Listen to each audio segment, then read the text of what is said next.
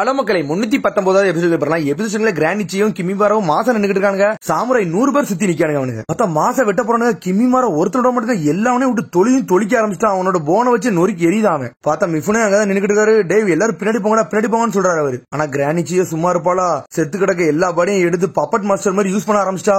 பார்த்தா ஒரு சாமுராயை வச்சு வேகமா மிஃபுனே போட்டதுல வரா. அதுக்குள்ள பார்த்தா கான்கரை வந்து அந்த த்ரெட்டை கட் பண்ணி விட்டான். உனக்கு கான்கரை சொல்றான் பப்பட் மாஸ்டர்லயே ஒரு ஹெட்னா அது கிரானிச்சியோ தான். அவங்க உண்மையான மனுஷனே வந்து பப்பட் மாதிரி யூஸ் பண்ணுவாங்க. அதை நான் கட் பண்ணிட்டாங்க, கவலைப்படாதீங்கன்னு சொல்றாங்க. அந்த சக்கரா திட்டம் மட்டும் நீங்க வெட்டிட்டீங்கன்னா மனுஷங்கள நீ கொல்ல வேண்டாம்னு சொல்றான். நீ சொன்னதுக்கு ரொம்ப சந்தோஷம் சொல்றாரு மிஃபுனே. நல்ல வேலை என்னோட சாமுரையை நான் கொல்ல பார்த்தேன்னு சொல்லிட்டு இருக்காரு அவரு. எனக்கு தெரிஞ்சு கிரானிச்சியோ கூட சண்டை போடுற ஒரே ஒரு ஆள்னா அது நான் மட்டும்தான். கரெக்டான கிரானிச்சியோன்னு சொல்லிட்டு கான்குரோ கத்திக்கிட்டு இருக்கான். கான்குரோ அப்படின்னு சொல்றாவா. சடனா லெப்ட்ல ஷாக்ல திருந்தா என்னன்னு பார்த்தா சாசுரியோட பப்பட் அங்க வச்சிருக்கான். என் வாழ்க்கையில பண்ணது எல்லாமே தப்பு தான். நருட்டோ மீட் பண்ணதுக்கு அப்புறம் தான் எனக்கு எல்லாமே புரிஞ்சிச்சுன்னு சொல்றா. அப்படி அது எல்லாத்தையும் மனசுல நினைச்சுக்கிட்டு இருக்காவா. நான் செத்துட்டேன் ஆனா எல்லாத்தையும் ஃபியூச்சர் நம்பி கொடுத்துன்னு சொல்றாவா. நான் அவள் நாள் இருந்து என்னோட பேரன் சாசுரிக்கு என்னால ஒண்ணுமே பண்ண முடியலன்னு சொல்லிட்டு பழச யோசிச்சு பார்க்க பாட்டி பார்த்தா டெய்லி சாசுரி கேட்பான். கிரானிச்சி அம்மா அப்பா எப்ப வருவாங்கன்னு சொல்லி கேட்டுக்கிட்டு இருக்கான். அவங்க ஒரு மிஷன் விஷயமா வெளியே போயிருக்காங்க, கூடிய சீக்கிரத்துல வந்துருவாங்கன்னு சொல்றாவா. டெய்லி அதை கேட்டுட்டு படுத்து தூங்குதான். உன்னை கிரானிச்சி நினைக்க அந்த டைம்ல வந்து அவன்கிட்ட வந்து உண்மையை சொல்ல முடியல, என் வாயும் சொல்ல வரலன்னு சொல்லிட்டு அதுக்கப்புறம் ஒரு காலகட்டத்துக்கு அப்புறம் அவன் வீட்டுக்கு போய் நான் போய் பார்த்தேன் அப்படின்னு சொல்லிக்கிட்டு இருக்காவா. பார்த்தா வீட்டை திறந்துட்டு ஷாக் ஆகுறான். என்னன்னு பார்த்தா அவங்க அப்பா அம்மாவோட பப்பட் மாதிரி ரெடி பண்ணி அதை சக்கரா தட்டு மூலியமா அவனை கெட்டி பிடிக்கிற மாதிரி எல்லாம் செஞ்சு பார்க்கான். அவங்க அப்பா அம்மா பாசத்துக்காண்டி அவன் ஏங்கிக்கிட்டு இருந்திருக்கான். பார்த்தா அந்த த்ரெட்டை வச்சு அப்படி ஒன்னும் இணைச்சிக்கிட்டு இருந்திருக்கான். சாசுரின்னு கிரானிச்சியோ சொல்றா. சொன்ன உடனே அந்த த்ரெட் அப்படியே கீழே விடுதான். அந்த பப்பட் அப்படியே சாஞ்சிருச்சு. பார்த்தா அது யாருக்குமே தெரியக்கூடாதுன்னு நினைச்சிருக்கான். அவன் பார்த்தா அவன் அப்படியே சோகமாகறான். உடனே கிரானிச்சியோக்கு அப்பதான் தெரியும் சாசுரிக்கு ஆல்ரெடி தெரியும் போலுக்கு அவங்க அப்பா அம்மா இறந்திருக்காங்கன்னு சொல்லிட்டு. அதுக்கப்புறம் சாசுரி கொஞ்சம் வளர்ந்துட்டான். பார்த்தா அவனே பப்பட் எல்லாம் தயார் பண்ண ஆரம்பிச்சிட்டான். அதுக்கப்புறம் சாசுரியோட ஃப்ரெண்ட் ஒருத்த வரான். டே சாசுரி எப்படி இருக்குன்னு சொல்லிட்டு கேட்காம பார்த்தா சாசுரி எதுக்குமே பதில் பேச மாட்டான். உன்னை மாதிரி ஒரு பப்பட் மாஸ்டர் பார்த்ததே இல்ல, கிரானிச்சியோ மாதிரி நீனும் நல்லா பண்றேன்னு சொல்லிட்டு இருக்கான். பார்த்தா எதையுமே கேட்கவே மாட்டான் சாசுரி. அவன் வேலையை மட்டும் பாத்துக்கிட்டே இருக்கான். பார்த்தா அந்த பையன் பேரு கொமுஷி ஒன்னு சொல்றான். கொமுஷி உன்னை பார்க்க வந்திருக்கான்டா, நீ பாடா பாட்டான்னு சொல்றான்.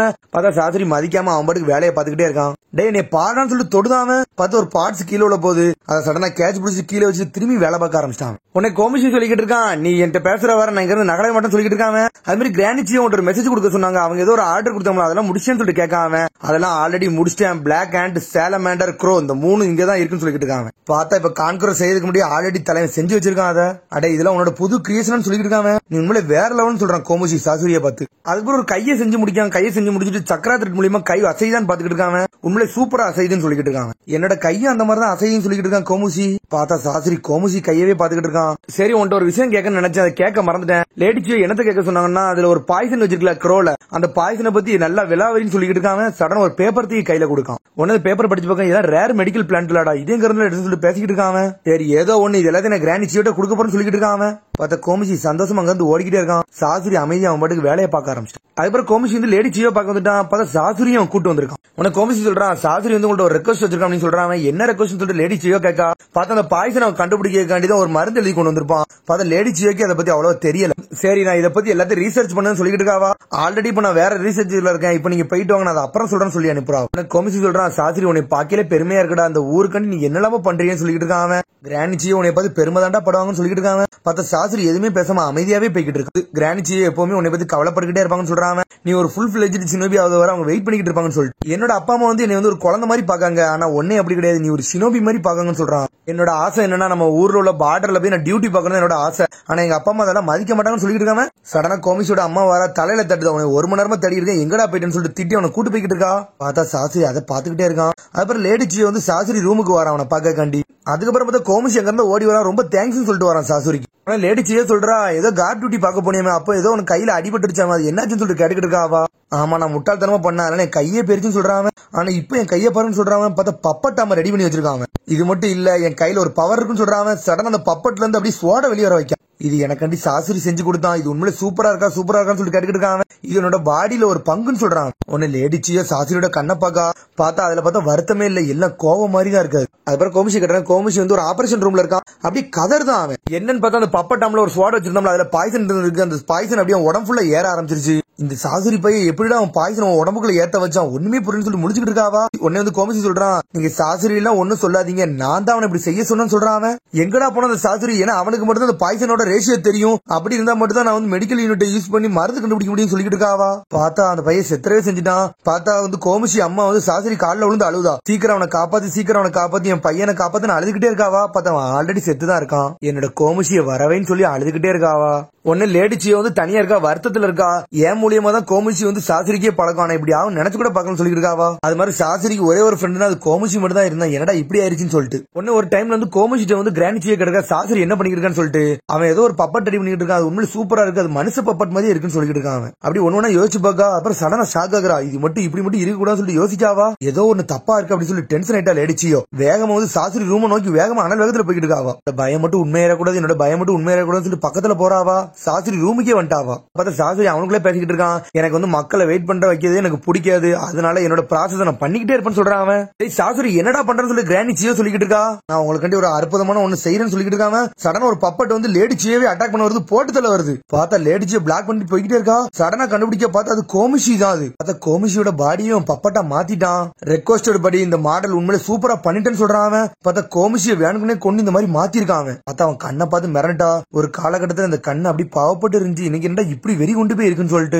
லேடிச்சி வெப்பம் காட்டுறாங்க. அன்னைக்கு அவன் வந்து கோவத்துல இருந்தது, வழியில இருந்தது என்னால மட்டும் அப்படின்னு சொல்லிட்டு நினைச்சிட்டு போய்கிட்டே இருக்காவா. அவன் வாழ்க்கையில இப்படி மாறினதுக்கு காரணம் நான் தான் சொல்லிட்டு அவன் நினைச்சுக்கிட்டு இருக்காவா. என்னை மன்னிச்சிரு சாசுரின்னு சொல்லிட்டு. செத்த பிறகும் பப்பட்டா சுத்திக்கிட்டு இருக்கீடா, எனக்கு அதை பார்த்தா தான் பாவமா இருக்குன்னு நினைக்காவா. பார்த்தா அந்த பப்பட்டை ஹேண்டில் பண்ணதே கான்குராதான். பார்த்தா சடனா டைஜுட்ஸ் பெட் எல்லாம் போட ஆரம்பிச்சாங்க. ரெண்டும் ஈக்குவலா சண்டை போட்டுக்கிட்டு இருக்காங்க. ஆனா சாசுரியை யூஸ் பண்ணி கான்குரா வந்து அடிச்சு நொறுக்குதான். ஆனா லேடிச்சியை நொறுக்கிறிய சாசுரி பப்பட்டையே. உன்னை கான்குரா சொல்றான், நீங்க டைஜுட்ஸ்ல இந்த அளவுக்கு சண்டை போடுங்க நினைச்சு கூட பார்க்கல, அது ஒரு பப்பட் மாஸ்டர் இப்படி பண்ணுவாங்க நினைச்சு பார்க்கணும்னு சொல்லிட்டு இருக்கான்.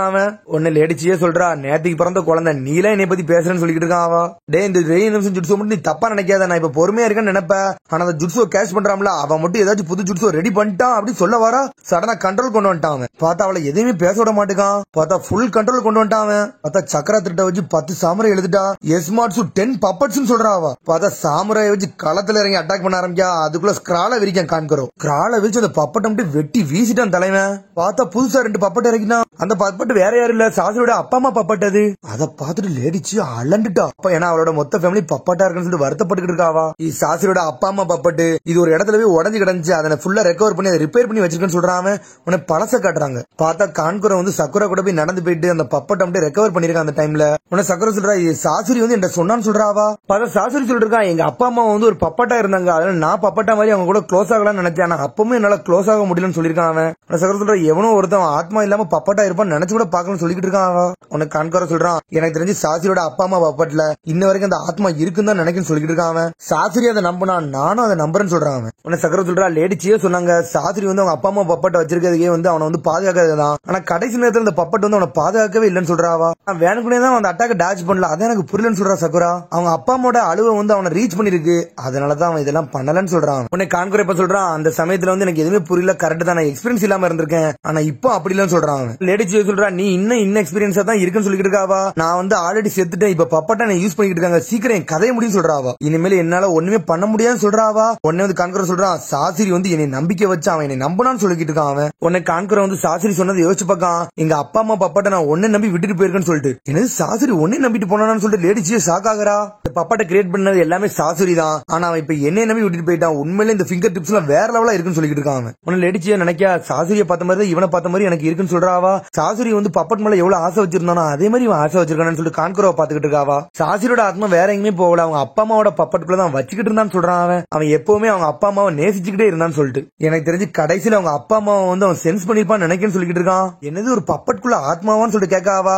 ஆமான்னு சொல்றான் கான்குரா. இந்த அப்பா அம்மா பப்பட்ல நீங்க எந்த அளவுக்கு பாசம் கண்டீங்களோ அந்த அளவுக்கு அதுல ஆத்மாவும் இருக்குன்னு சொல்லிட்டு இருக்கான். சாசுரிக்கு அது எல்லாமே தெரிஞ்சிருக்கு, இப்ப சாசுரி என்ன நம்பி விட்டுட்டு போயிருக்கான், இனிமேல் நான் தான் எல்லாத்தையும் பாத்துக்கிட்டு சொல்றான். இந்த ஃபியூச்சர் ஜெனரேஷன் நான் தான் பாத்துக்கிட போறேன், இது என்னோட டியூட்டின்னு சொல்றான். நான் இன்னும் எக்ஸ்பீரியன்ஸ் இல்லாதவன் தான், நான் உங்களுக்கு வந்து வழிபோக்கம் தான், ஆனா இனிமேல் நான் அப்படி இருக்க மாட்டேன்னு சொல்றான். என்னோட தம்பியோட உயிரை நீங்க தான் வர வச்சீங்க, ஆனா இப்போ உங்க குடும்பத்தோட பப்பட்ல என்ன சொல்லிக்கிட்டு இருக்குன்னா, கிராண்டிச்சியோ ஸ்டாப் பண்ணுங்க, கிராண்டிச்சியோ ஸ்டாப் பண்ணுங்க அவங்க ஆத்மால இருந்து சொல்லிக்கிட்டு இருக்காங்கன்னு சொல்றான். இது ஃபேமிலியான்னு சொல்லி ஷாக் ஆகுறா. உன்னை பழத்தை யோசிச்சு பாக்காவா. பார்த்தா சாசுரியோட அப்பா அதான் கிராண்டிச்சியோட மகன் வந்து என்ன சொல்றான்னு, வாங்க நம்ம ஒரு குரூப் போட்டோ எடுப்போம்னு சொல்லிட்டு இருக்காங்க. அவங்க உன்னை லேடிச்சியோ சொல்றா, அதெல்லாம் முடியாது, இதெல்லாம் தேவையில்லாத சொல்லிட்டு இருக்காவா. இந்த மாதிரி போட்டோ எல்லாம் வச்சு நம்ம என்ன பண்ண போறோம்னு சொல்லிட்டு கேட்டுக்கிட்டு இருக்காவா. பார்த்தா யார் பேச்சுமே மதிக்க மாட்டேக்கா. உன்னை சாசுரி கேட்கான், கிராண்டி நீங்க எங்க கூட சேர்ந்து போட்டோ எடுக்க மாட்டீங்க எடுக்கிறீங்கன்னு சொல்லிட்டு கேட்டுக்கிட்டு இருக்காம அப்படிலாம் ஒண்ணு இல்லன்னு சொல்லிட்டு போட்டோ எடுக்க வந்துட்டாவா. பார்த்தா வந்தோடனே அப்போ டைமர் ஆன் பண்ணி விட்டாரு. எல்லாரும் ஒன்னா வந்து நின்னுக்கிட்டு இருக்காங்க. பார்த்தா சந்தோஷமா சிரிச்சுக்கிட்டு இருக்காங்க. சடனா கிராண்ட் நிச்சியை வந்து த்ரெட் வச்சு தள்ளி விட்டாங்க. பார்த்தா ஷாக் ஆகுறாங்க. பார்த்தா அதுலயே போட்டோ விழுந்திருக்கு. உன் கையில இருக்கு சூப்பரான பப்பட்ரா அப்படின்னு சொல்றாவா. லேடிச்சி அப்படி பாக்கா.